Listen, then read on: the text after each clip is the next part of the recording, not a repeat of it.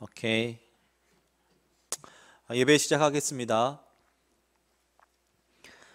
2020년 4월에 첫 주 전통 예배입니다.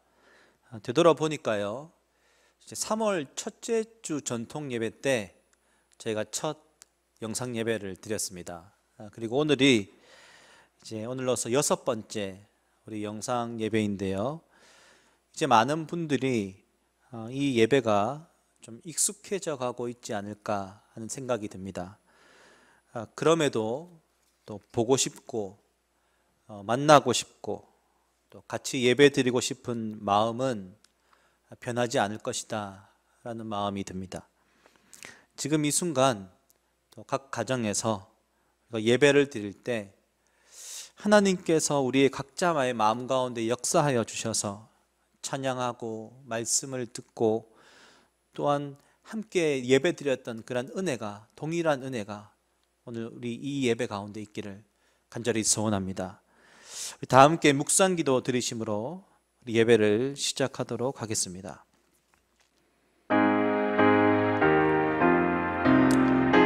하나님께서 함께하여 주십시오. 이 시간 하나님의 그 은혜가 있기를 소원합니다. 동일한 하나님의 은혜가 우리 삶 가운데 있고 또 이 예배 가운데 있게 하여 주십시오. 주님 감사합니다. 주님의 그 은혜를 구합니다.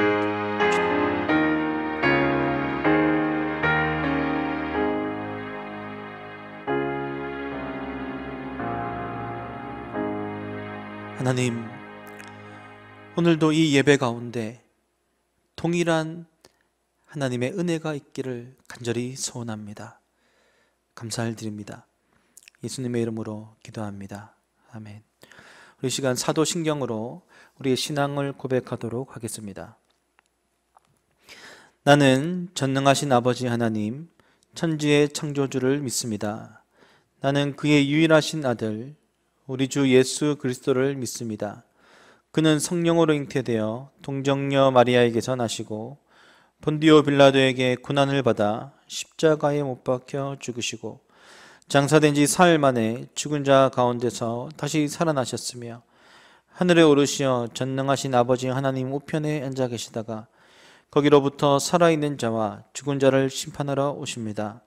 나는 성령을 믿으며 거룩한 공교회와 성도의 교제와 죄를 용서받는 것과 몸의 부활과 영생을 믿습니다. 아멘. 우리 찬송가 10장을 함께 찬양하시겠습니다.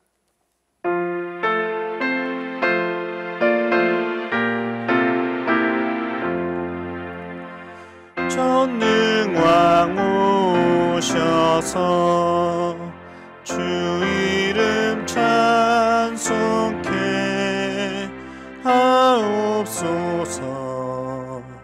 영광과 권능의 성부여 오셔서 우리를 다스려 주옵소서.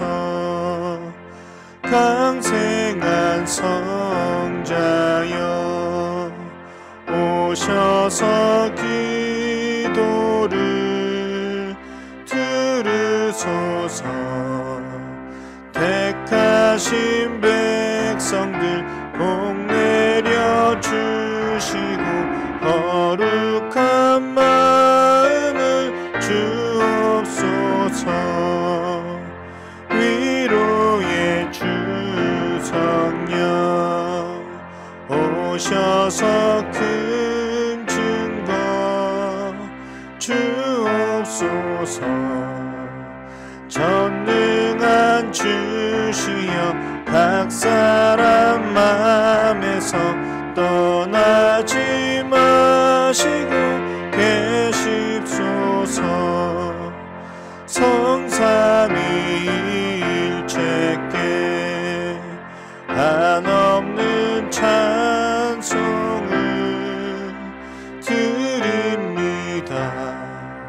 존귀한 주님을 영광 중 배우고 영원히 모시게 하옵소서. 아멘.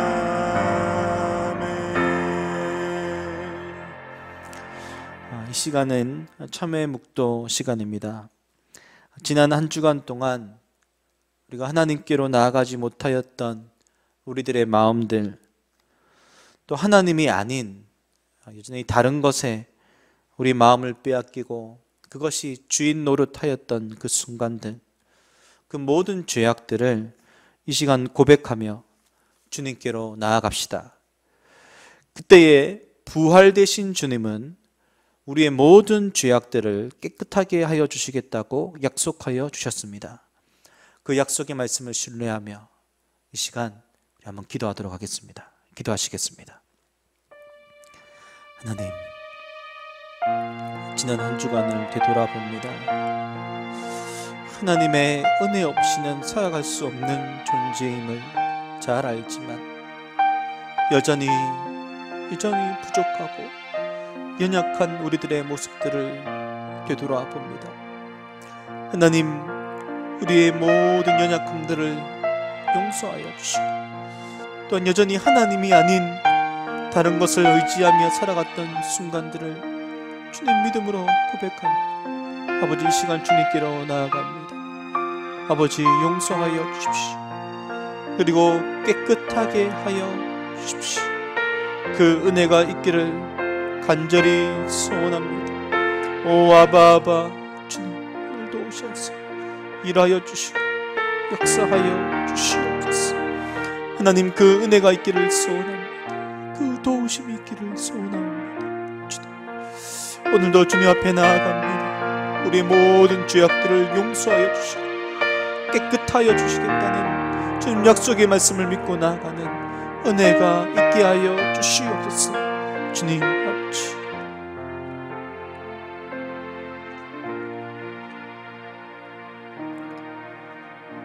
만일 우리가 우리 죄를 자백하면 그는 미쁘시고 의로우사 우리 죄를 사하시며 우리를 모든 불의에서 깨끗하게 하실 것이요.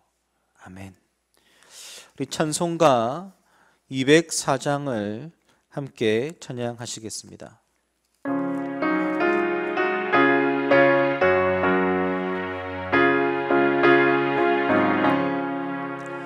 주의 말씀 듣고서 준행하는 자는 반석 위에 터닫고 집을 지음 같아. 비가 오고 물나며 바람 부딪혀도 반석 위에 세운 집 무너지지 않네. 잘 짓고 잘 짓세, 우리 집 잘 짓세. 만세 반석 위에다 우리 집 잘 짓세. 주의 말씀 듣고도 행치 않는 자는 모래 위에 터닫고 집을 지음 같아.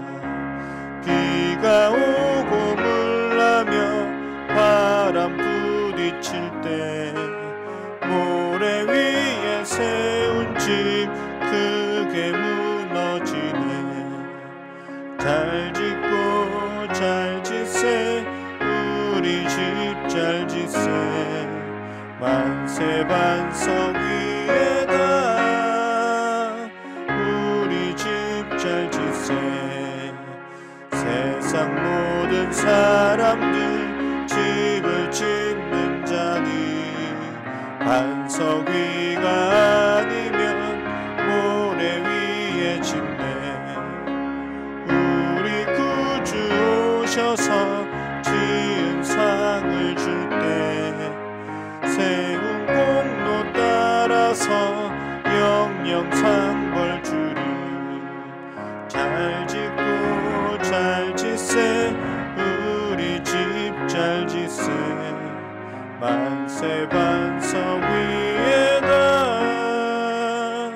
우리 집 잘 짓세. 아멘. 우리 한번 이 시간에는 코로나를 위한 우리 함께 기도하는 시간입니다.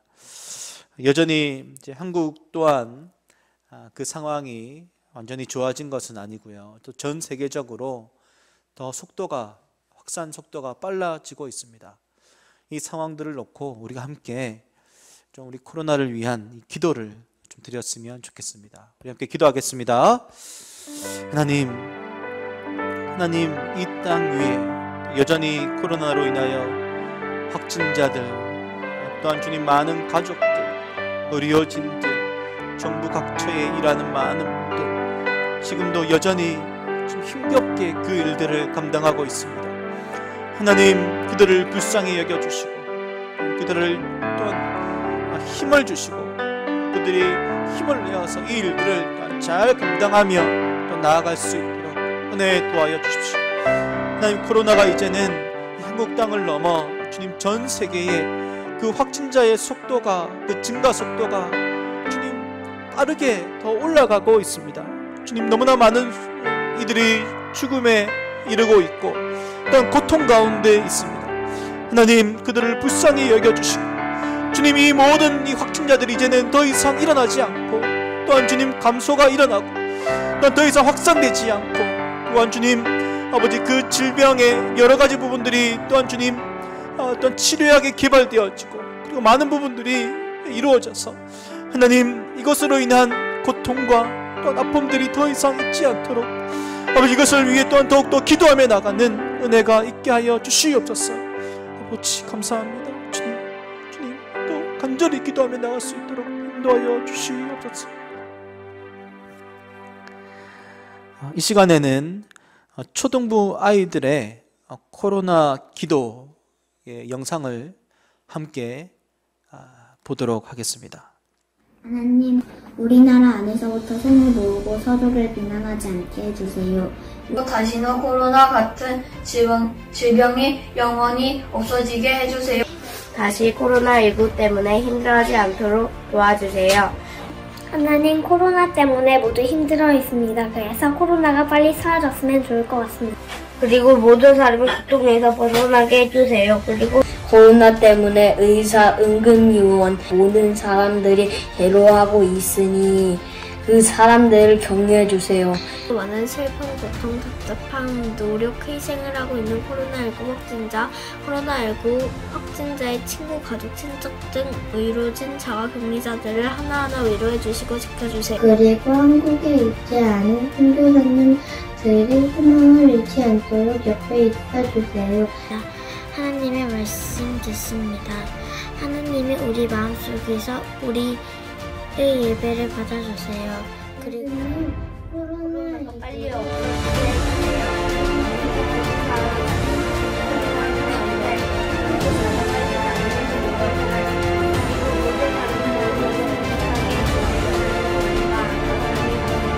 코로나가 없어져도 저희가 함께 머리를 맞대고 많은 문제들을 해결할 수 있도록 도와주세요. 다시 함께 예배드리길 간절히 소원하며 이럴수록 기도하며 나아가는 국민이 되게 도와주세요.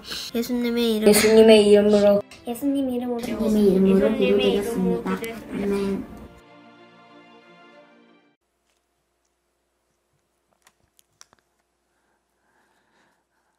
오늘 말씀은 요한복음 18장 15절부터 18절까지 말씀과 25절부터 27절까지의 말씀입니다. 이제 두 부분이죠. 요한복음 18장 15절부터 18절 그리고 25절부터 27절 말씀을 우리 함께 읽도록 하겠습니다. 제가 읽겠습니다. 시몬 베드로와 또 다른 제자 한 사람이 예수를 따르니 이 제자는 대제사장과 아는 사람이라. 예수와 함께 대제사장의 집들에 들어가고 베드로는 문 밖에 서 있는지라. 대제사장을 아는 그 다른 제자가 나가서 문 지키는 여자에게 말하여 베드로를 데리고 들어오니 문 지키는 여종이 베드로에게 말하되 너도 이 사람의 제자 중 하나가 아니냐 하니 그가 말하되 나는 아니라 하고 그 때가 추운 거로 종과 아랫사람들이 불을 피우고 서서 쬐니 베드로도 함께 서서 쬐더라. 제가 25절 읽겠습니다. 시몬 베드로가 서서 불을 쬐더니 사람들이 묻되 너도 그 제자 중 하나가 아니냐? 베드로가 부인하여 이르되 나는 아니라 하니 대제사장의 종 하나는 베드로에게 귀를 잘린 사람의 친척이라. 이르되 내가 그 사람과 함께 동산에 있는 것을 내가 보지 아니하였느냐? 이에 베드로가 또 부인하니 곧 닭이 울더라. 아멘. 오늘 베드로라는 제목으로 목사님 나오셔서 말씀 증거해 주시겠습니다.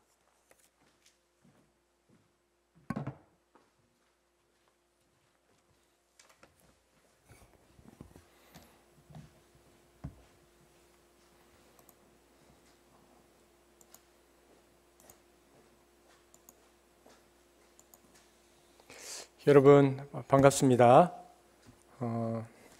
다들 잘 지내고 계시죠? 다들 건강하게. 시절은 어려운데 밖을 보면 개나리가 피고 또 목련이 피고 또 낮에는 봄에 따뜻한 기운이 있어서 우리의 마음이 설레기도 하는 시간들을 보내고 있습니다. 조금 전에 우리가 기도도 했지만 전 세계가 지금 어려운 시절입니다. 어려운 시절에는 평상시에 드러나지 않는 것들이 드러나게 되어 있습니다. 사람도 어려운 시절을 함께 겪어봐야 그 사람이 누구인지 아는 것처럼 저는 사회도 그렇다고 생각합니다. 평소에는 그럴듯해 보이지만 위기가 닥치면 교양이 있다던 그 사람, 또 위기가 닥치면 선진사회라는 그 사회, 또 위기가 닥치면 선진국가라는 그 국가가 어떠한 나라이고 어떠한 사회이고 어떠한 사람인지가 저는 밝히 드러난다라고 생각합니다. 그래서 바로 이때 우리 그리스도의 복음을 따르는 사람들, 우리 교회가 저는 이런 말을 들었으면 좋겠습니다. 과연 복음이 저기에 있고 생명이 저곳에 있고 기쁨이 저곳에 있구나. 그리스도인이 저렇게 하니까 우리도 따라하면 되겠다. 이런 말을 들으면 얼마나 좋을까 이런 생각을 해봅니다. 이런 것을 생각해 보면 요즘의 시간은 우리 각자와 교회를 돌아보게 하는 시간이다라는 생각들을 하게 되어집니다. 어느 면에서 우리 교회와 우리 그리스도인들은 참 아름답게 빛나지만 또 다른 면에서 볼 때는 우리 각자와 교회가 부끄러운 모습이 드러나는 시간이기도 하다라는 생각을 합니다.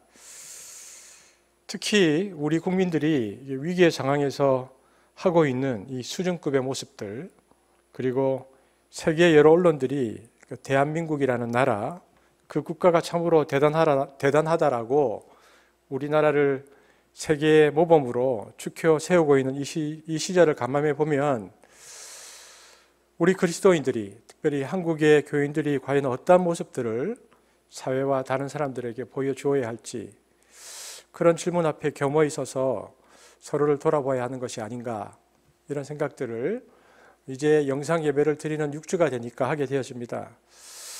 나아가 예수께서 우리에게 이 세상이 빛이고 땅의 소금으로 살라고 말씀하셨는데 그 부분에 우리의 모습은 걸맞는 것인지 우리가 한번 돌아보면 좋겠다라는 생각이 듭니다. 우리가 이런 생각을 좀 염두에 두고요, 오늘 이제 말씀을 보면 좋겠습니다. 그리고 여러분, 오늘도 퀴즈가 있다는 거 꼭 기억하시고, 자 이제 제가 기도하고 말씀을 함께 나누겠습니다. 사랑의 주님, 오늘도 성령 하나님께서 우리의 예배와 또 우리 성도들의 마음 가운데 임재하여 주시기를 간절히 소망합니다. 우리는 떨어져 있지만 함께하고 있습니다. 성령께서 우리를 하나로 묶어주시고 성령께서 예배 가운데 깊은 임재로 각 사람을 친히 만지시는 예배가 되도록 인도하여 주옵소서.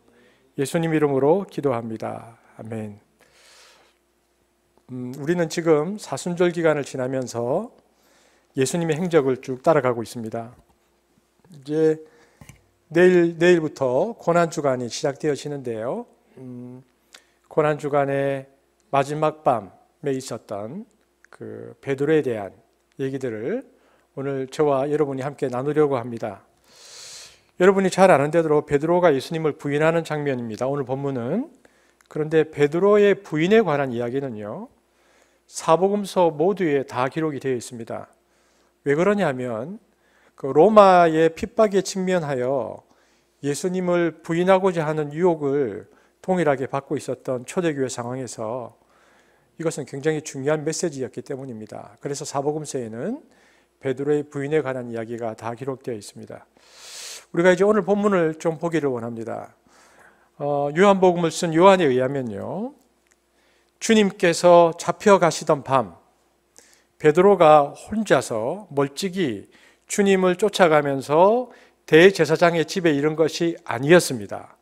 오늘 성경에 보면 그는 그날 밤에 베드로 혼자 간 게 아니고 다른 제자의 안내를 받아서 대제사장의 집으로 들어갔다라고 되어 있습니다. 15절 말씀을 함께 읽겠습니다. 15절입니다. 시작. 시몬 베드로와 또 다른 제자 한 사람이 예수를 따르니 이 제자는 대제사장과 아는 사람이라.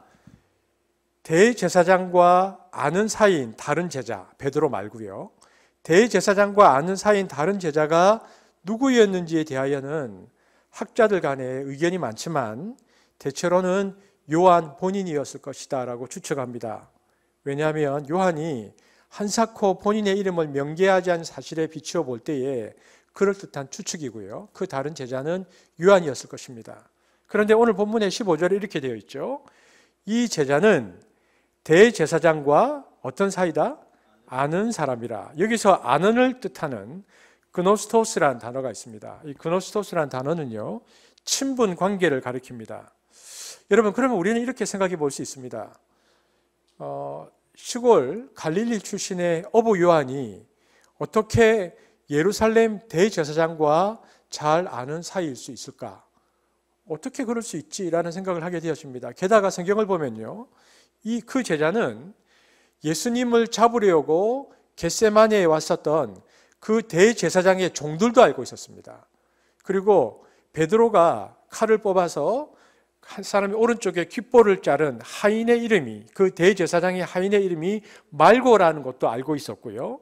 그리고 겟세마네에 있었던 그 말고의 친척도 알고 있었습니다. 그러니까 이 요한은 거기에 있었던 사람들에 대해서 대제사장뿐만 아니라 그 모든 하속들도 속속들이 알고 있었다는 것입니다. 어떻게 그것이 가능했을까? 예수님 당시 갈릴리에는요, 두 종류의 어부가 있었습니다. 작은 배로 물고기를 잡아서 근근히 살아가던 어부들이 있었는가 하면 큰 배로 대량으로 물고기를 잡는, 그래서 거래의 판매망까지 갖추고 있었던 사업가 어부들도 있었다는 것입니다. 그래서 당시 어부라고 해서 무조건 사회적으로 지위가 낮고 가난하였다고 볼 수 없습니다. 성경에 보면요, 사도 요한의 아버지 세베대는 품꾼들을 두고 있을 정도로 여유가 있었습니다. 한번 볼까요? 마가복음 1장 19절에서 20절입니다. 요한의 아버지와 요한의 집안 얘기인데요, 함께 읽겠습니다. 시작. 야고보와 그 형제 요한을 보시니 그들도 배에 있어 그물을 깁는데 곧 부르시니 그 아버지 세베대를 품꾼들과 함께 배에 버려두고 예수를 따라가니라. 그죠? 품꾼들을 버려두고 갈 정도면 이 굉장한 집이었죠. 이렇게 본다면 사도 요한의 아버지는 예루살렘 대제사장 집에 물고기를 납품했을 것이고, 그로 인해서 대제사장은 물론 대제사장 집안에 여러 하인들과 친분이 있었을 가능성이 충분히 있다는 것입니다. 우리는 그런 연관성을 볼 수 있습니다. 대제사장의 집에 당조하자 대제사장과 친분이 있었던 다른 제자가 먼저 들어갑니다. 그리고 베드로는 한동안 문 밖에서 기다리고 있었다고 되어 있습니다. 우리 15절 후반절부터 16절까지 함께 읽겠습니다. 시작. 예수와 함께 대제사장의 집들에 들어가고 대제사장을 아는 그 다른 제자가 나가서 문지키는 여자에게 말하여 베드로를 데리고 들어오니 이윽고 안에서 나온 다른 제자가 이제 밖에서 기다리고 있던 베드로를 데리고 집 안으로 들어갑니다. 그러자 그 안에 우리는 그 다음 장면들을 잘 알죠. 그 안에 있던 사람들이 베드로에게 3번 번갈아 가면서 주님과의 관련성을 공개적으로 물었고요. 베드로는 기다렸다는 듯이 공개적으로 주님을 부인합니다. 그것이 오늘 본문이기도 합니다. 이와 관련해서 여러분 그 일본 작가 우리에게는 침묵으로 잘 알려진 엔토 슈샤코는 그가 쓴 다른 책 예수의 생애라는 소설의 책에서요 흥미로운 이야기를 우리에게 한 가지 합니다. 그는 이 소설에서 한 가지 질문을 던지는데요. 대제사장 무리들이 주님을 신성모독죄로 처형한 데 반하여 왜 주님의 제자들은 아예 고발하지도 않고 모두 무사하게 내버려 두었는가? 그의 질문이었습니다. 슈샤코의 질문이었는데요. 이것에 대해서 엔토 슈샤코의 해설은 이렇습니다. 자신의 기대와는 달리 무력하게 끌려가시는 주님께 실망한 베드로는 주님으로 인한 그 제자와 그 제자 무리들에게 임할 위험을 직감했다는 것입니다. 그래서 제자 중 리더로서 시급히 대제사장과 모종의 타협을 벌일 필요가 있다고 판단했고요. 그래서 그는 평소 대제사장과 친한 다른 제자를 중재자로 세웠다는 것입니다. 그래서 베드로의 부탁을 받은 다른 제자는 베드로를 데리고 대제사장의 집으로 갔다는 것입니다. 그래서 베드로를 밖에서 기다리고 있게 한 다음에 그는 안으로 들어가서 베드로를 대신해서 대제사장에게 베드로의 의사를 전합니다. 베드로가 제자들을 대표해서 공개적으로 주님을 부인하면 제자들은 모두 화를 면할 것이라는 이 대제사장의 언질은 다른 제자에 의해서 밖에서 기다리던 베드로에게 전해지고 다른 제자의 안내로 집 안에 들어간 베드로는 제자들과 또 자신의 안위를 위해서 주님을 공개적으로 부인하면서 그 덕분에 그 제자들은 무사할 수 있었다. 이게 엔토 슈샤코가 쓴 소설의 내용입니다. 여러분 좀 그럴듯합니까? 흥미롭지만 너무 지나친 억측입니다.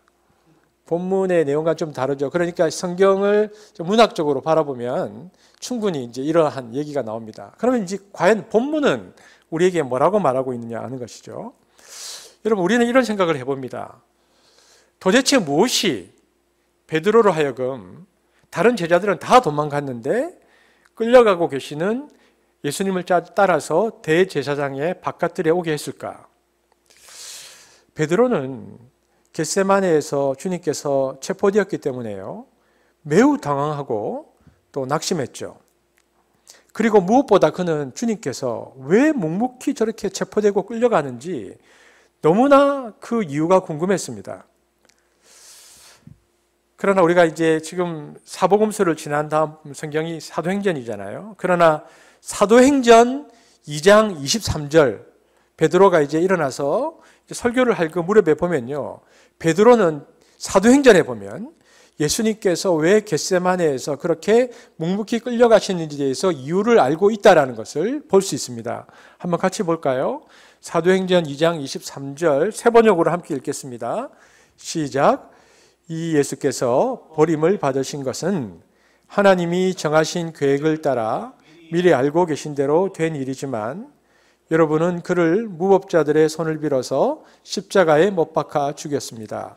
베드로가 뭐라고 설교하냐면 사도행전에서 예수님께서 끌려가신 것은요 하나님의 정하신 계획이었다. 베드로가 사도행전의 베드로는 그 이유를 알고 있었다는 것입니다. 오늘 본문의 베드로가 묵묵하게 잡혀가신 예수님에 대한 이해되지 않음이 그를 쫓아가서 바깥들까지 나오게 했지만 성령이 임하고 결국은 베드로는 그 뜻을 이해하게 되어진 것처럼 오늘 우리가 이 본문 속에서 우리들에게도 이러한 시간은 반드시 온다라는 믿음이 필요합니다. 이것은 그분을 향한 우리의 믿음이죠. 우리 삶에 일어나는 이해되지 않는 수많은 일들이 있습니다. 그러나 우리 삶의 모든 시간들의 의미들을 알 때가 반드시 옵니다. 하나님은 우리에게 그 의미를 가르쳐 주실 것입니다. 때문에 함부로 속단하지 말고 지금 우리에게 주어진 이 믿음의 길을 인내하면서 걸어갈 필요가 있다라는 것입니다. 이제 우리가 조금 더 본문 안으로 들어가 보겠습니다.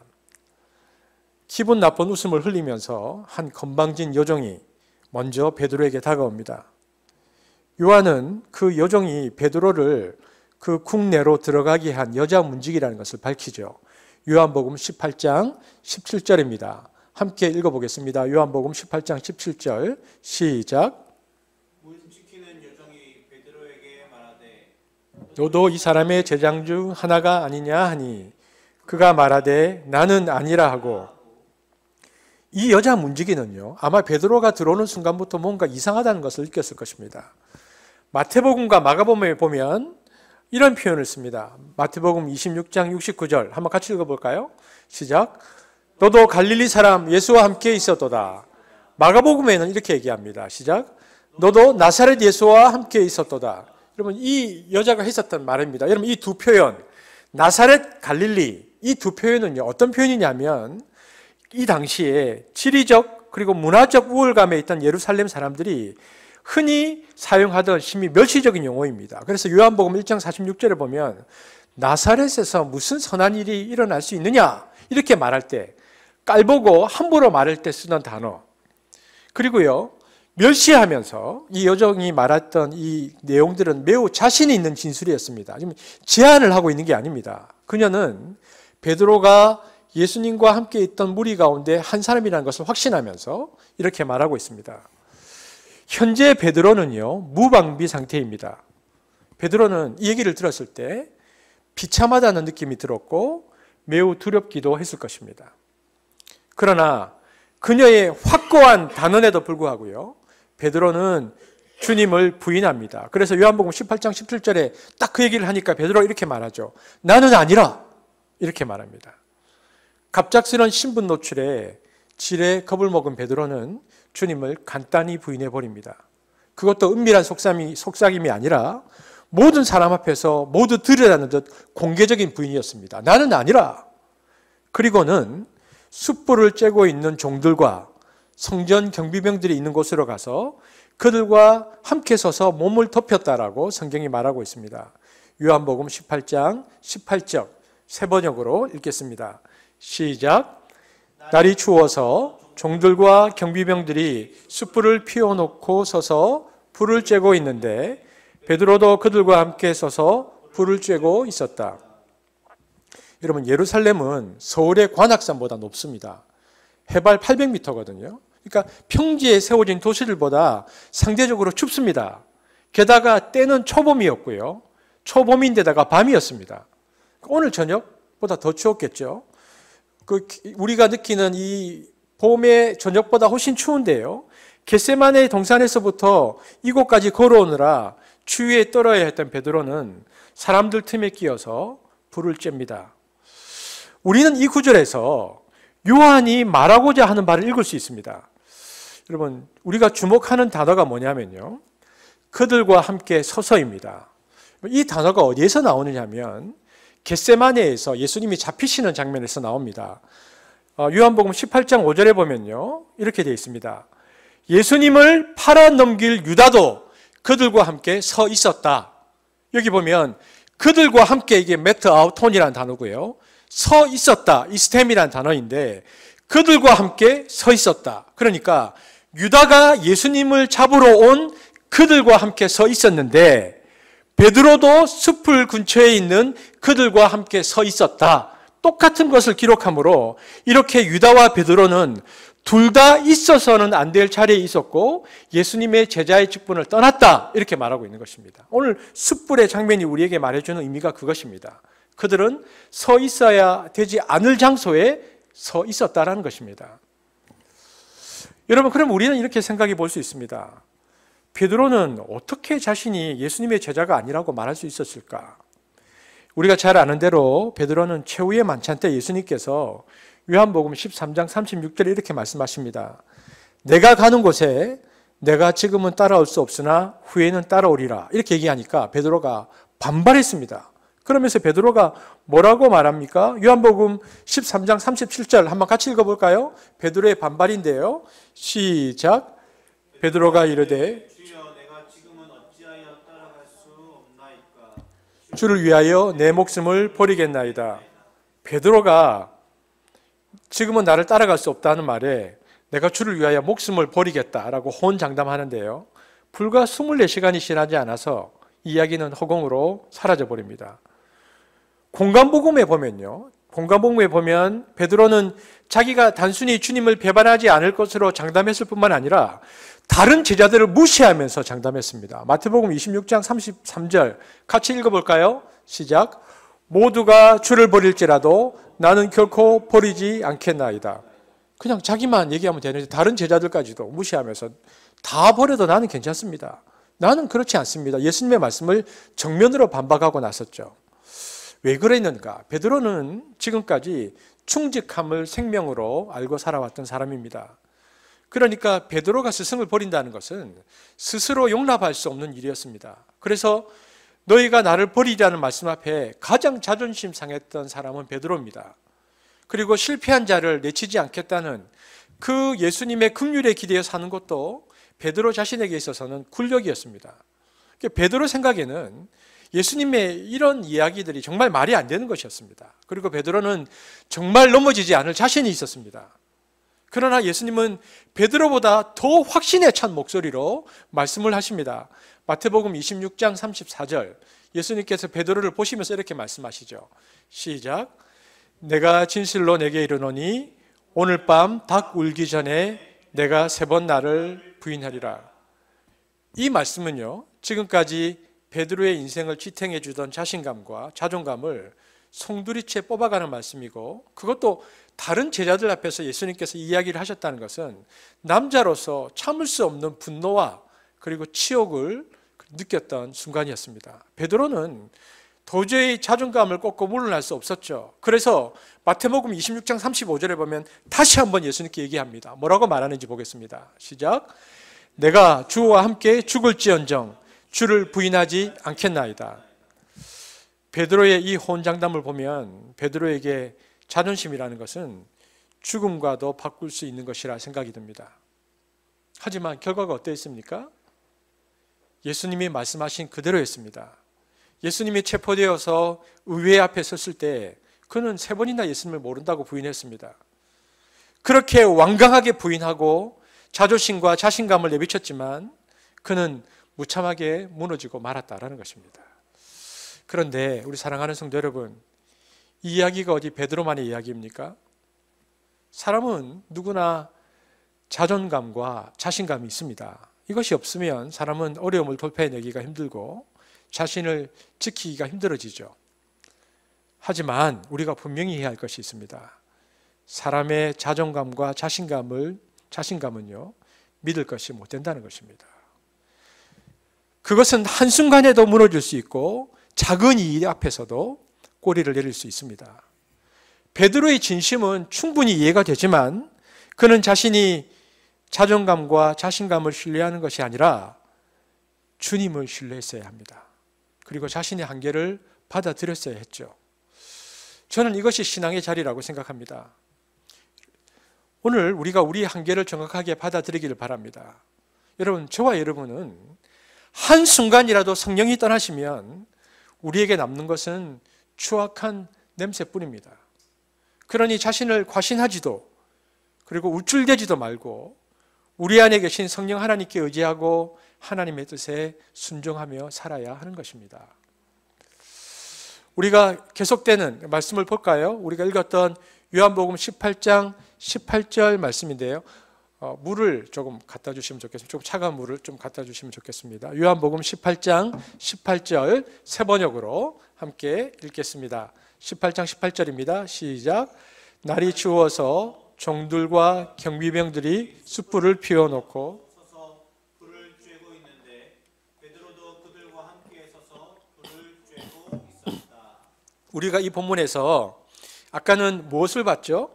서 있었다를 보았잖아요. 또 우리가 하나 주목해야 할 단어가 있습니다. 뭐냐면 숯불이라는 단어입니다. 이 숯이라는 번역된 단어가요, 안타라키아라는 단어인데요. 이 단어는 숯 몇 조각을 의미하는 단어가 아닙니다. 그것은 뭐냐면 어떤 단어냐면 활활 타오르고 있는 숫더미 혹은 무연탄 무더기를 가리키는 단어입니다. 말하자면 대단한 열량을 강조하는 단어죠. 그리고 여기에 숯불 옆에 쬐고 있었다. 이 쬐라는 단어가 있는데요. 이 쬐라는 단어가 테르마이노라는 단어입니다. 이것은 어떤 뜻이냐면 따뜻하게 하다라는 단어입니다.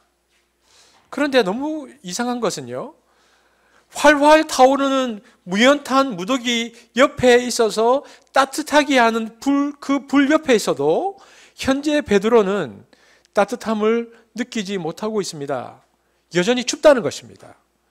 주님을 외면한 베드로의 영혼은 추위와 불안에 떨 수밖에 없었다는 강조를 요한이 이렇게 묘사하고 있는 것이죠. 하지만 여러분, 이 숯불에는 이중적인 의미가 있습니다. 여러분, 이 숯불이라는 그리스 단어 안트라키아는요, 신약 성경에 딱 2번 나오는데요, 모두 요한복음에 나오고 모두 베드로와 관련돼서 나오는 겁니다.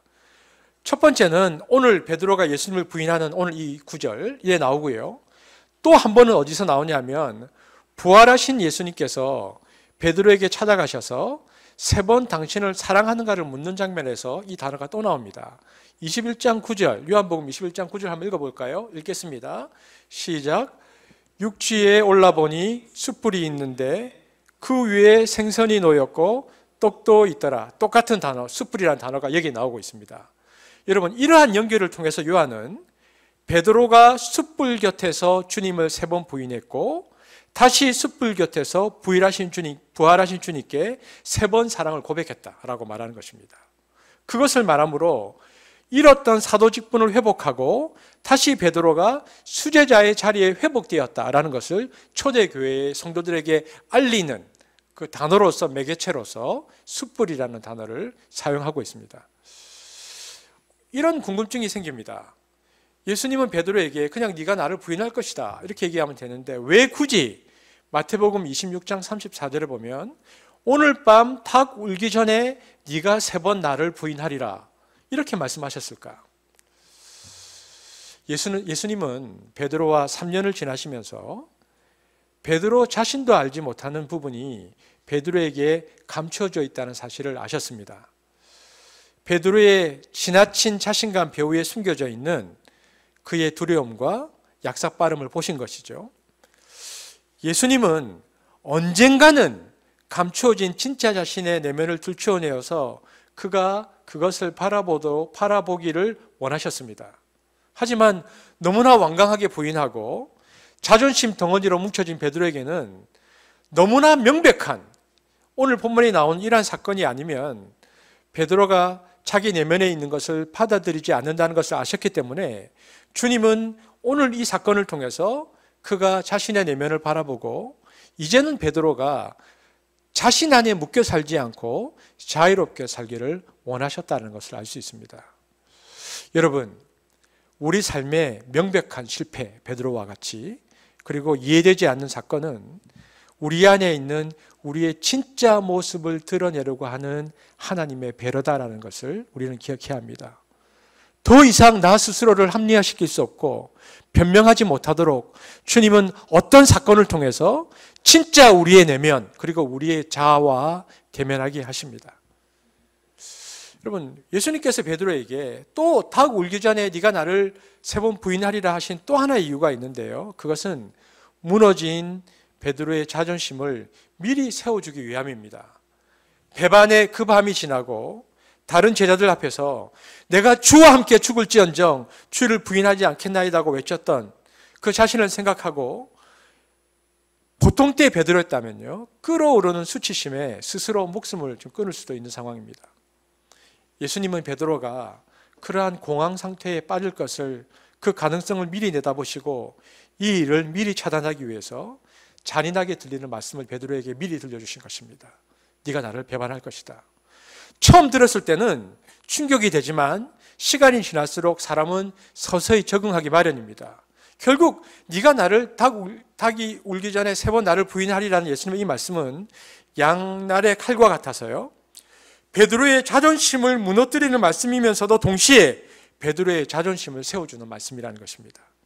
여러분, 그래서요, 우리는 아픔 속에서도 희망을 발견할 수 있습니다.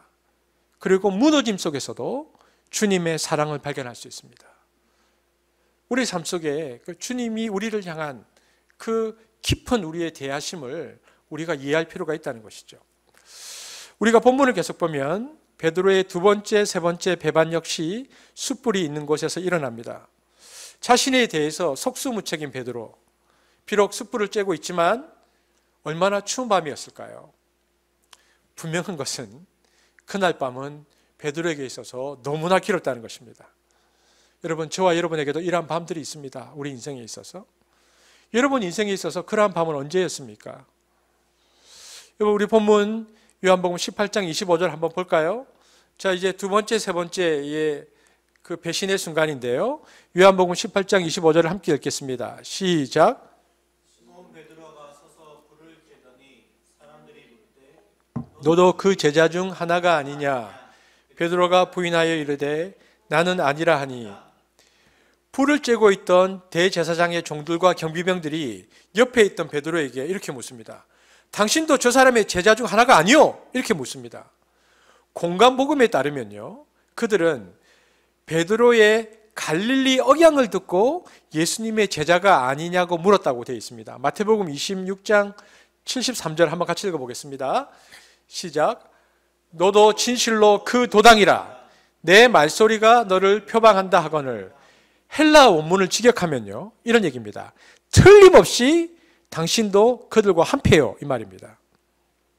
이제 사람들은 단순한 추측에서 확신으로 돌아서고 있습니다.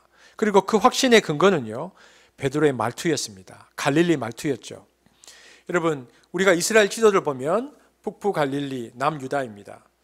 우리나라 지도로 만약 따진다면 남쪽은 경상도 정도라고 따지면 북쪽은 함경도, 갈릴리는 함경도 정도겠죠. 갈릴리 사람들은 북부의 액센트를 사용했습니다. 그러니까 북부 갈릴리의 말과 발음은요, 잘 다듬어진 남쪽 유대 지방의 말과 현저하게 달라서 금방 구별할 수 있습니다. 유다와 예루살렘 사람들은 그래서 갈릴리 사람들의 거친 억양을 종종 웃음거리로 삼았습니다. 탈무드에 이런 예화가 나옵니다. 갈릴리 출신의 한 남자가 예루살렘 시장에서 아마르라는 물건을 사려고 했는데요, 예루살렘 시장 상인들이 아마르라고 말하니까 예루살렘 시장 사람들이 그 남자가 사려는 물건이 하마르, 그러니까 당나귀라는 뜻이거든요. 하마르인지 아니면 하말, 포도주인지 아니면 아말, 양털 옷인지 아니면 이말, 그러니까 희생제물로 봉헌할 양인지 도저히 그 발음을 못 알아들어서 조롱했다, 이런 말이 있습니다. 여러분, 제가 어떻습니까? 제가 표준말을 쓰고 있습니까? 여러분, 경상도 사람들이 안 되는 발음이 있습니다. 뭐냐면요, 유엔묘지 어렵습니다. 이게 경상도 사람 그냥 시키면 우엔모지 혹은 유엔모지, 이게 양쪽 발음이 잘 안 됩니다.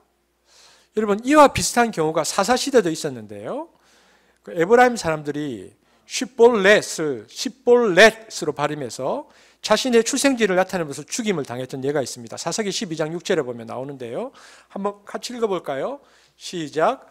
그에게 이르기를 시볼렛이라 발음하라 하여 에브라임 사람이 그렇게 바로 말하지 못하고 시볼렛이라 발음하면 길라 사람이 곧 그를 잡아서 요단강 나루톡에서 죽였더라. 그러니까 그런 거죠. 서울 사람들이 발음이 안 되는 걸 경상도 사람들한테 시켜보고 발음이 안 되면 구별을 했다는 것이죠, 이 당시에.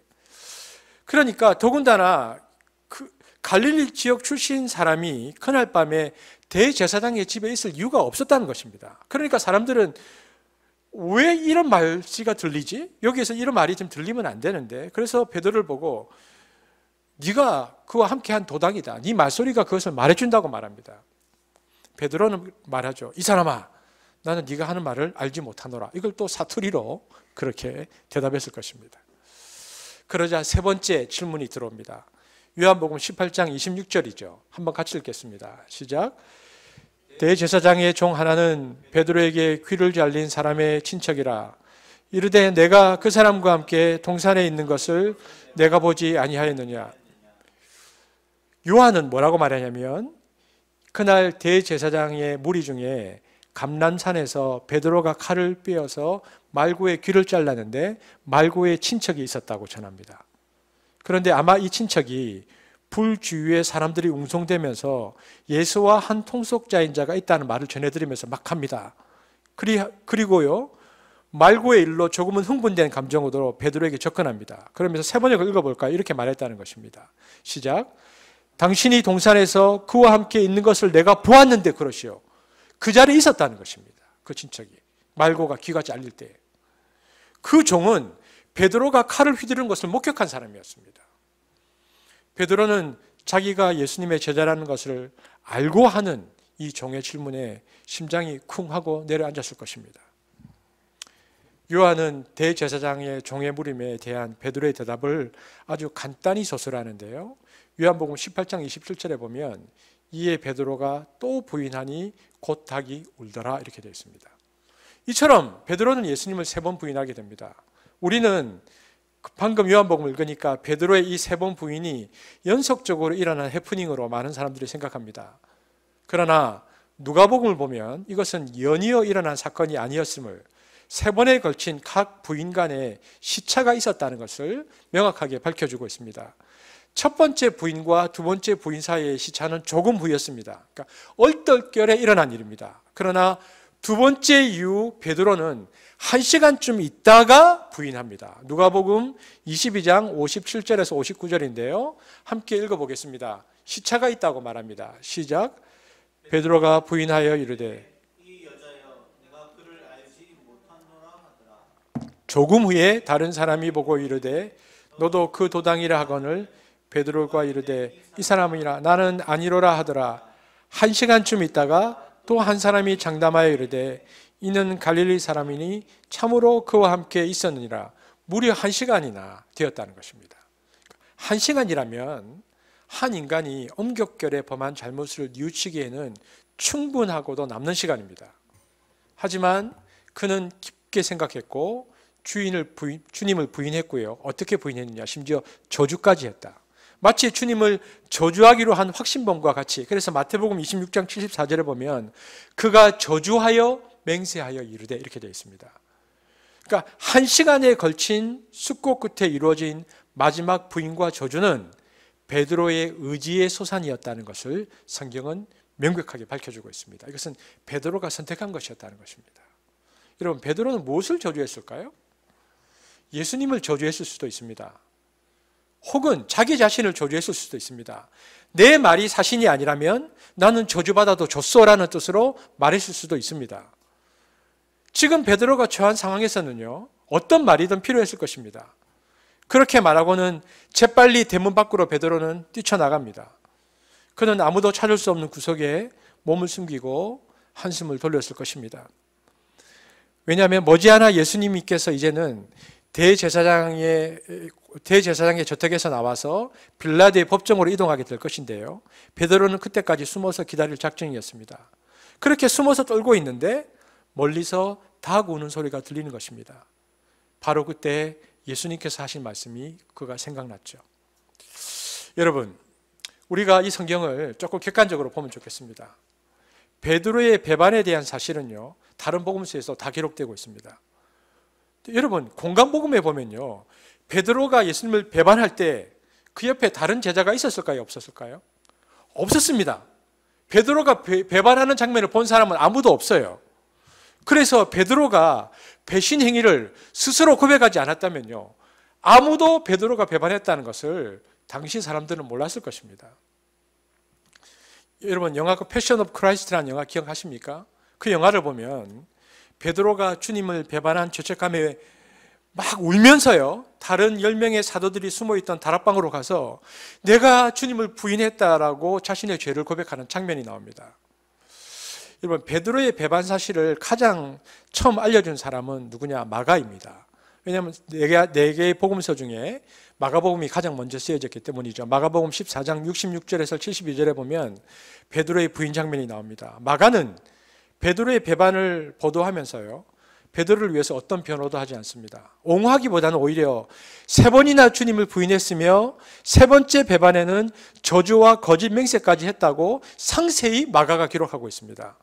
여러분, 마가와 베드로의 관계가 어떻습니까?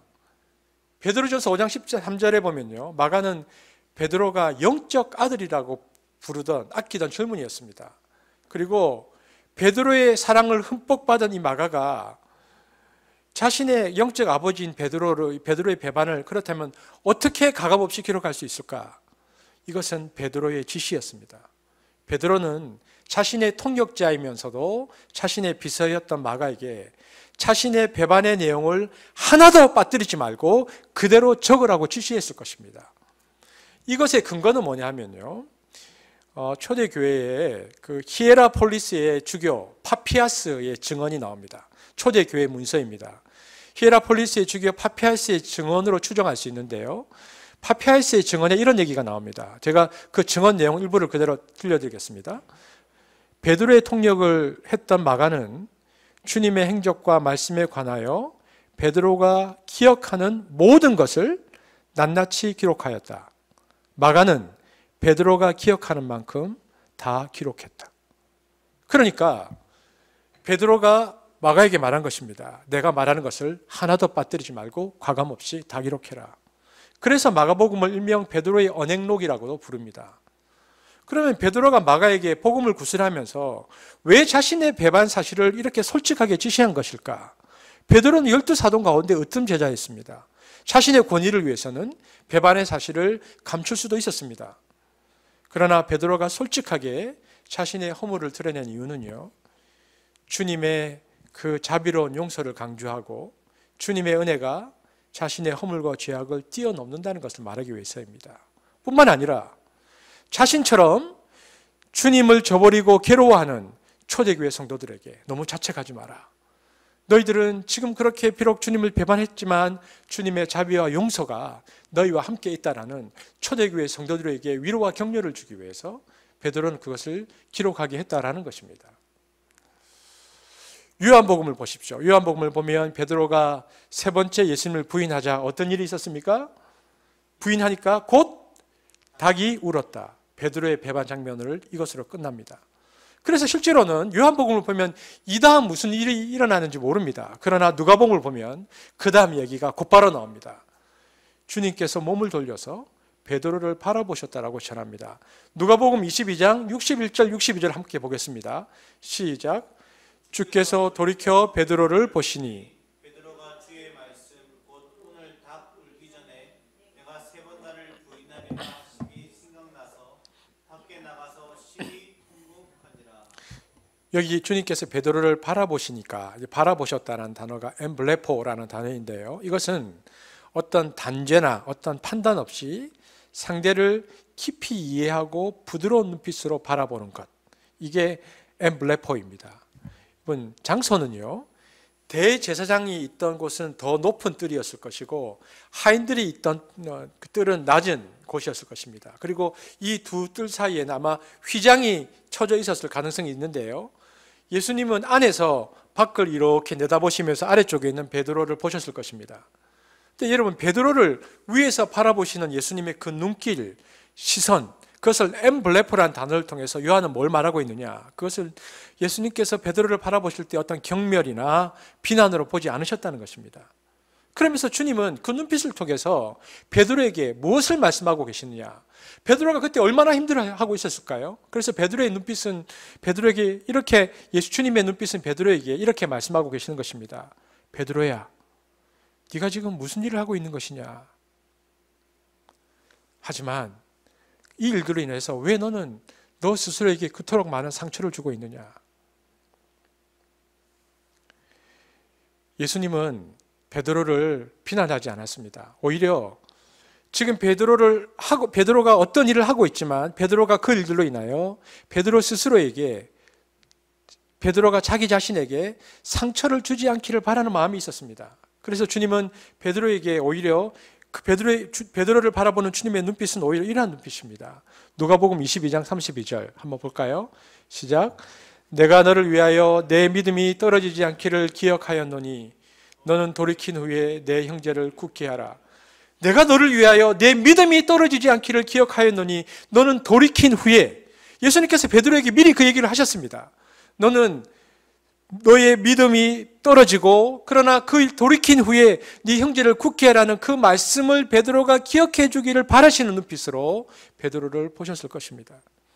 그러니까 예수님은 사랑이 담긴 그 눈길로 그를 바라보셨고요. 그는 밖에 나가서 심히 통곡하고 울었다라고 성경이 기록합니다. 여러분, 그렇습니다. 하나님은 모든 것을 이해하는 눈길로 오늘도 우리들을 응시하시고 우리의 모든 잠재력과 모든 약함과 모든 잘못을 보십니다.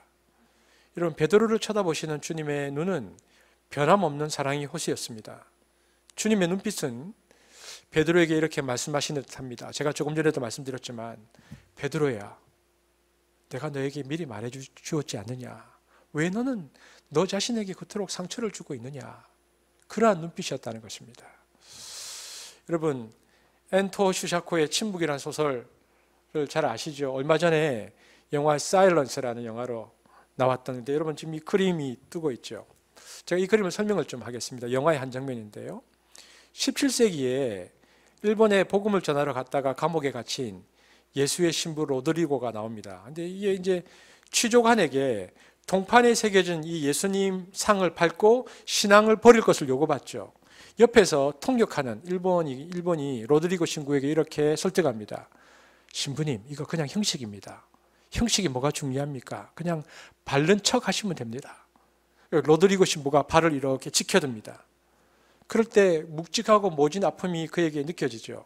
그가 독백합니다. 이건 그냥 형식이 아니야. 지금까지 내가 가장 아름답다고 생각했었던 그분, 가장 맑고 깨끗하다고 믿었던 분, 인간의 이상과 꿈이 담긴 그분을 짓밟는 거야. 그가 괴로워하고 있는데 그때 동판에 생겨진 그리스도가 로드리고 신부에게 이렇게 말합니다. 밟아라. 밟아라. 내 발의 아픔을 누구보다도 내가 잘 안다. 밟아라. 나는 밟히기 위해 이 세상에 태어났다. 너희의 아픔을 나누기 위해 십자가를 짊어졌다. 그리고 로드리고 신부는 동판 성화에 발을 올려놓습니다. 그런데 바로 그 순간 동이 텄고 멀리서 닭이 울었다, 이렇게 되어 있습니다. 그러니까 슈샤코는 지금 베드로의 이 장면과 오늘 베드로가 예수님을 배반했던 이 장면과 로드리고 신부의 그 장면을 함께 붙인 것이죠. 그리고 예수님께서 베드로를 바라봤던 그 시선이 로드리고 신부에게 동판에서 그리스도가 전해주었던 그 눈빛으로 보았다라고 말해주고 있는 것입니다. 흥미로운 사실은 베드로가 자신의 배신 행위를 그것이 진행되고 있을 때는 모르다가 시간이 지난 후에 깨달았다는 것이죠. 이것은 우리에게 위로와 경고를 줍니다. 때때로 우리가 주님을 부인하고 있는 그 순간에도 내가 무엇을 하고 있는지 모를 수 있다는 것입니다. 그래서 나는 귀를 달았지만 내가 하는 말을 듣지 못할 수 있고, 머리를 지니고 있지만 아무것도 판단하거나 생각하지 못할 수도 있다는 것을 우리는 기억해야 합니다. 생각해 보면 그리고 우리는 우리 삶의 중요한 순간마다 늘 깨어있지 못하는 어처구니 없는 짓을 저지르기도 합니다. 아니, 반드시 저지릅니다. 그러므로 오늘 우리의 희망은 늘 깨어 있도록 힘쓰는 것입니다. 우리가 깨어 있어야 되겠다. 내가 그 순간에 깨달음을 가져야겠다는 것이죠. 여러분, 우리가 여기서 눈여겨볼 점은요, 베드로가 예수님을 3번이나 모른다고 하면서도 대제사장의 관절을 떠나지 않았다는 것입니다. 사실 생각해보면 대제사장이 보낸 경비병에게 칼을 휘두른 사람이 대제사장의 관절까지 가지 않을 것입니다. 또 들어갔다 해도 의심을 받게 되면 즉시 나오는 것이 맞습니다. 그런데도 베드로가 이렇게 무모한 모습으로 그 대제사장의 그 저택을 떠나지 않는 것은요, 예수님이 걱정되어서입니다. 비록 두려운 마음에서 스승 예수님을 배반했지만 그의 진실된 마음은 예수님에 대한 깊은 사랑이었습니다. 우리는 성경을 보면서 베드로가 예수님의 얼굴을 바라보고 있지 않았더라면 예수님의 눈길이 베드로의 얼굴 위에 머무를 수 없었다는 것을 생각하는 것은 지혜로운 일입니다. 베드로의 이런 마음을 예수님께서 헤아리셨기 때문에 예수님은 사랑이 가득한 눈으로 베드로를 바라보신 것입니다. 베드로는 비열하게 주님을 부인하는 사람이었지만 언제나 주님을 사랑하고 언제나 주님을 바라보던 사람이었던 것입니다. 여러분, 저와 여러분이 오늘 이곳에 모여서 그리고 각 가정에서 예배를 드리는 이유가 바로 여기에 있습니다. 비록 우리는 순간순간 살면서 돈 앞에, 때로는 권력 앞에, 때로는 어떠한 여러 가지 환경 앞에서 순간순간 주님을 부인하고 살지만 그럼에도 불구하고 우리는 주님을 사랑하기 때문에 오늘도 모여서 이렇게 함께 예배하는 것이죠. 그리고 주님은 우리의 예배를 기꺼이 받아주십니다. 여러분, 누가복음 22장 61절에서 62절 한번 읽어볼까요? 한번 읽어보겠습니다. 큰 소리로 한번 같이 읽겠습니다. 시작. 주께서 돌이켜 베드로를 보시니 내가 3번 나를 부인하리라 하심이 생각나서 밖에 나가서 심히 통곡하니라. 여러분, 아주 유명한 그림이 하나 있습니다. 엘 그레코. 여러분 한번 이분의 그림을 찾아보시면 지금 이 엘 그레코 이 미술관이 스페인에 있는데요. 1500년대에서 1600년대 살던, 근데 이분이 베드로의 눈물이라는 그림을 그렸습니다. 여기 보면 이 베드로의 눈물을 보면 이 그림이 굉장히 유명한 그림입니다. 보면 슬픔으로 가득 차서 허공을 바라다 보는 베드로의 눈에는요, 뭐가 있냐? 눈물이 가득 고여 있습니다. 이 장면을 엘 그레코가 굉장히 잘 묘사했습니다. 뭐냐? 이 그림이 말해주고 있는 바가 뭐냐? 그리고 이 본문이 말해주고 있는 바가 뭐냐? 베드로는 울었다는 것입니다. 눈이 보이지 않을 정도로 울었습니다. 우리가 여기서 기억해야 하는 것은 베드로가 부인했다는 것이 아니고 눈물을 흘렸다는 것입니다. 이 그림을 보면요, 눈물을 흘리는 강한 사내의 모습을 보여주고 있습니다. 이것이 성경의 초점입니다. 성경은 베드로의 부인의 초점이 맞춰져 있는 것이 아니고 베드로의 눈물에 집중합니다. 여러분, 추위에 얼어붙은 영혼으로는 통곡도 회개도 불가능했을 것입니다. 베드로는 뛰쳐나갔고요. 그가 뛰쳐나간 한 길 위에는 타오르는 숯불더미가 없었습니다. 그것은 유다 광야에서 뼛속까지 스며드는 찬바람만 몰아치는 매우 차가운 곳이었고요. 불이 타오르는 대제사장의 집들보다 훨씬 더 추운 곳에 베드로가 서 있습니다. 하지만 베드로는 주님과 눈이 마주치고 그곳에 서 있었기 때문에 이제는 주님의 말씀과 주님의 사랑 앞에 바로 서 있었기 때문에 외면하던 주님을 똑바로 향하였기에 주님의 말씀의 온기가, 주님의 사랑의 따스함이 얼어붙었던 베드로의 영혼을 녹여주고 있고 베드로는 그 마음으로 지금 바깥에 서 있습니다. 여러분, 영혼의 온기를 느낀 사람만이 말라붙은 눈물샘을 터뜨리며 통곡할 수 있습니다. 영혼의 따뜻함을 가진 자만이 열린 영 안으로 자신의 실상을 바라보고 참여할 수 있는 것입니다. 방금까지 1시간 동안 베드로는 주님과 함께 대제사장 집 마당이라는 동일한 공간에 있었지만 그러나 그때의 그의 중심은 주님과 무관했습니다. 그런데 지금 베드로는 대제사장의 집을 나왔습니다. 주님과 공간은 달라져 있죠. 그렇지만 통곡하는 베드로의 중심은 이미 주님께 돌아와 있었던 것입니다. 하지만 오늘 성경에 보면 그 돌아감의 원동력은 결코 베드로 자신이 아니었습니다. 베드로의 비열한 배신에도 불구하고 베드로를 품어주신 주님의 사랑, 그분의 변함없는 사랑이었습니다. 주님은 베드로를 이해하셨죠. 주님은 결코 그를 포기하지 않으셨던 것입니다. 여러분, 이보다 더 감사한 것은 무엇인가? 예수님은 베드로에게 닭 우는 소리를 듣게 하셨다는 것입니다. 요한복음 18장 27절을 생각해 보면 새벽에 여러분 닭이 우는 것은 다반사의 얘기입니다. 그런데 성경은 왜 이 중요한 대목에서 그것까지 증언하는가? 마태복음에 보면 마태복음 26장 74절 75절이 이 극적인 반전이 가능한 이유인데요. 닭 울기 전에 네가 3번 나를 부인할 것이라는 주님의 말씀이 베드로의 심령을 쳤기 때문입니다. 문득 정신이 들었을 때 그는 잠에서 깨어나고 그가 무슨 짓을 했는지 뒤늦게 깨닫게 되었습니다. 마침내 그는 자신의 모습을 보게 된 것이죠. 눈 속에 박힌 들보처럼 내 눈을 가려서 아무것도 보지 못하게 했던 나를 그가 그 닭 우는 소리로 인해서 듣게 되었다는 것입니다. 그러므로 그것은 단순한 닭 울음 소리가 아니었습니다. 그 소리는 바로 주님의 음성이고 말씀이었습니다. 닭은 드디어 울었고 베드로의 어두운 밤은 끝이 났다. 이것이 오늘 이야기의 마감이죠. 여러분, 오늘 우리 주위에 일어나고 있는 닭 울음소리를 듣는 축복이 있기를 바랍니다. 주님은 우리 각자의 닭 울음소리를 우리에게 듣게 하실 것입니다. 그리고 여러분, 수치스러운 밤을 두려워하지 마십시오. 그 밤에 우리가 해야 할 것은 두려움이 아니라 귀를 기울이는 것입니다. 반드시 저와 여러분을 위하여 마련해 두신 저와 여러분의 닭이 우리를 위한 새벽을 우리에게 알려줄 것입니다.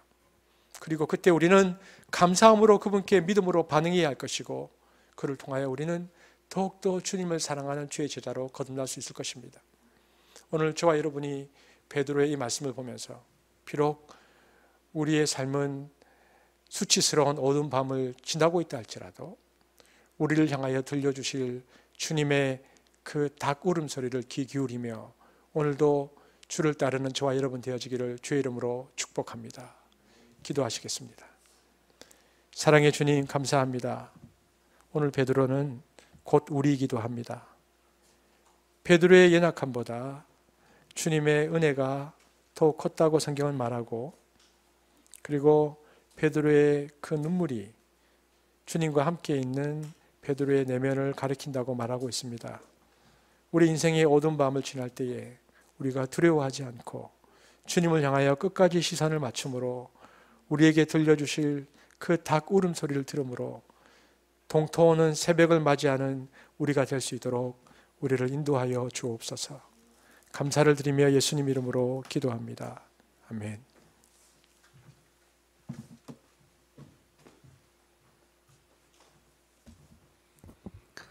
찬송가 135장을 함께 찬양하시겠습니다.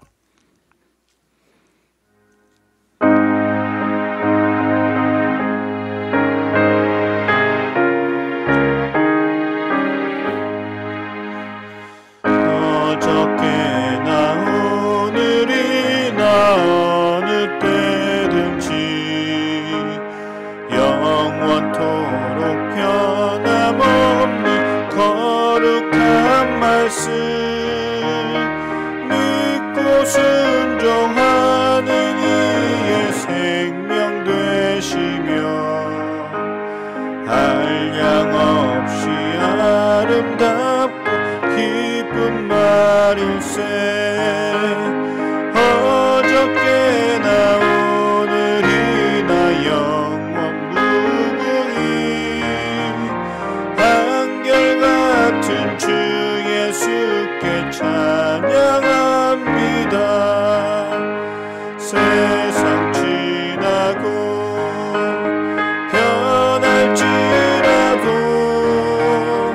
영원하신 주 예수 찬양합니다. 풍랑이는 바다 위로 걸어오시고 갈릴리의 험한 풍파 잔잔케 하고 겟세마네 동산에서 우리 위하여 눈물 짓고 기도하신 고난의 주님. 어저께나 오늘이나 영원 무궁히 한결같은 주 예수께 찬양합니다. 세상 지나고 변할지라도 영원하신 주 예수 찬양합니다. 허물 많은 베드로를 용서하시고 의심 많은 도마에게 확신 주시고 사랑하는 그의 제자 가슴에 안고 부드러운 사랑으로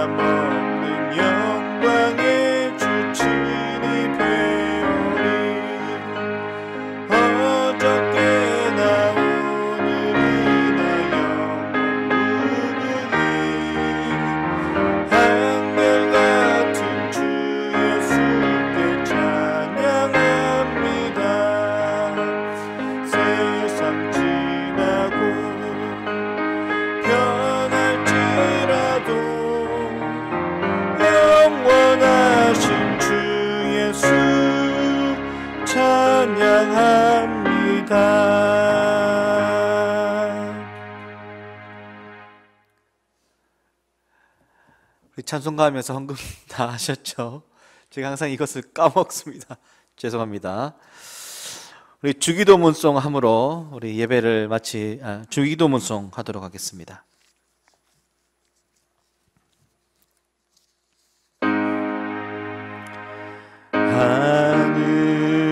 하늘에 계신 아버지 이름 거룩하사 주님 나라 임하시고 뜻이 이루어지이다.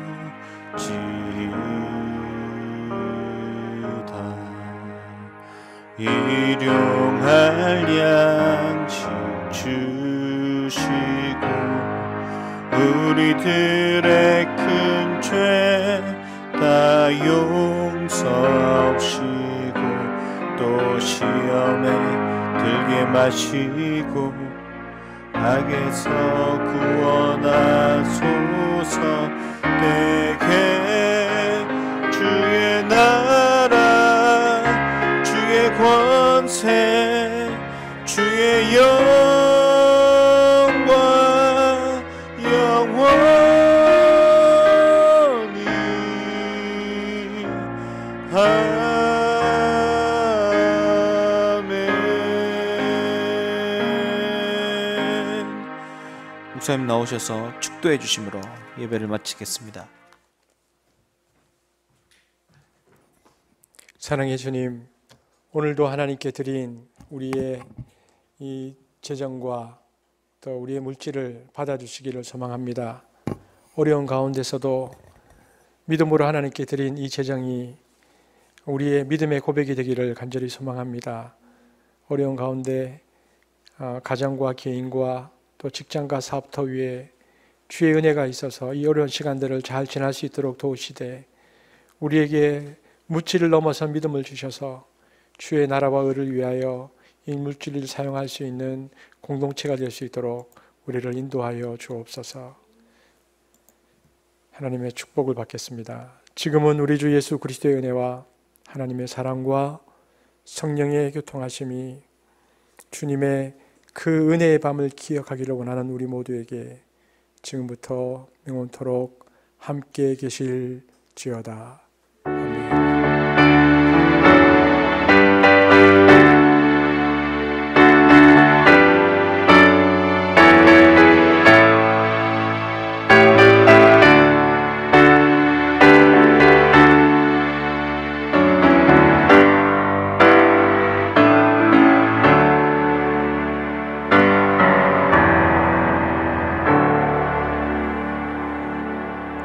예배를 마쳤습니다. 자, 이제 퀴즈를 내도록 하겠습니다. 잘 들으시고요. 퀴즈는 이것입니다. 신약 성경에 딱 2번 나오는데 요한복음에 나오고 베드로와 관련된, 그래서 베드로가 예수님을 부인하는 장면과 또 예수님이 베드로에게 3번 당신을 사랑하는가 묻는 장면에서 사용된 단어가 무엇인가, 이게 문제이고요. 오늘은 퀴즈를 어떤 분에게 내는가? 우리 교회에 나오시는 분 중에서 생년월일 연도가 제일 끝에 7로 끝나는 분.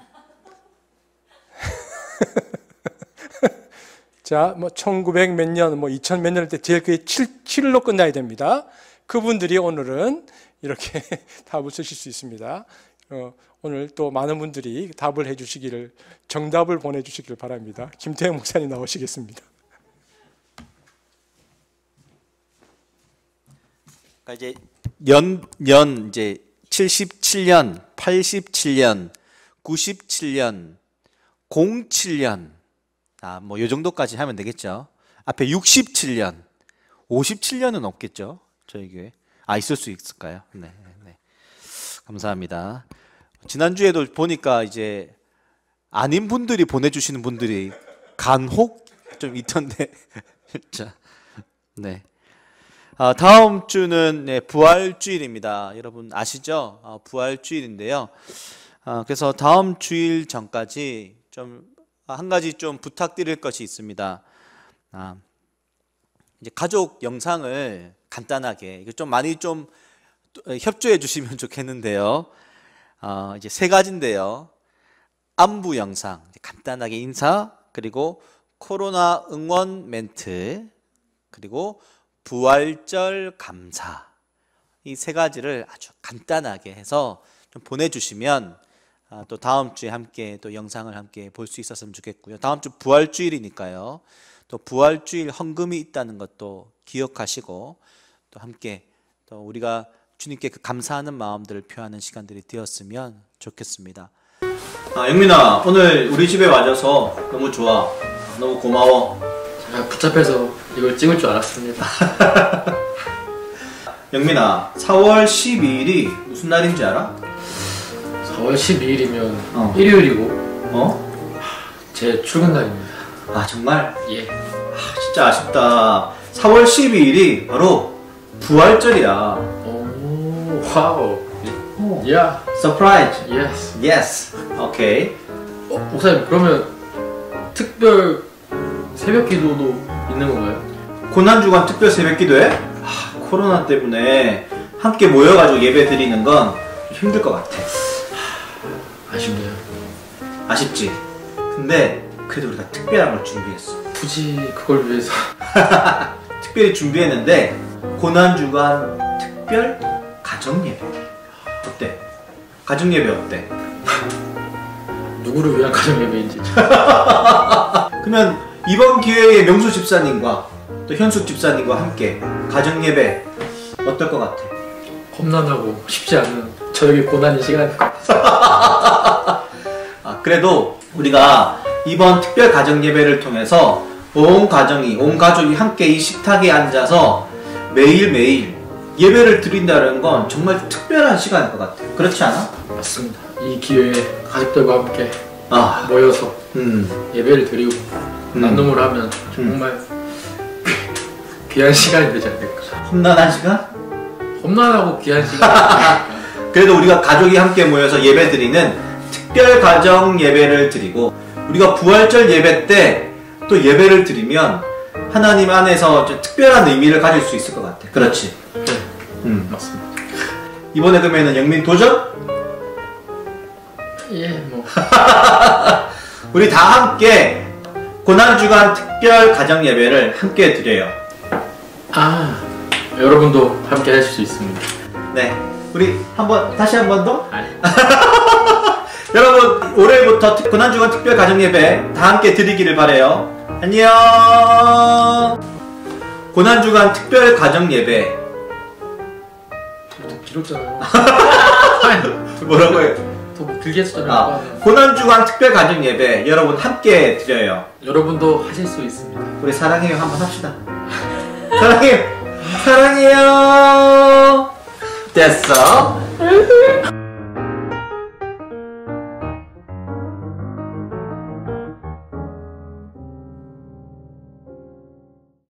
감사합니다. 예배 마쳤습니다. 수고하셨습니다.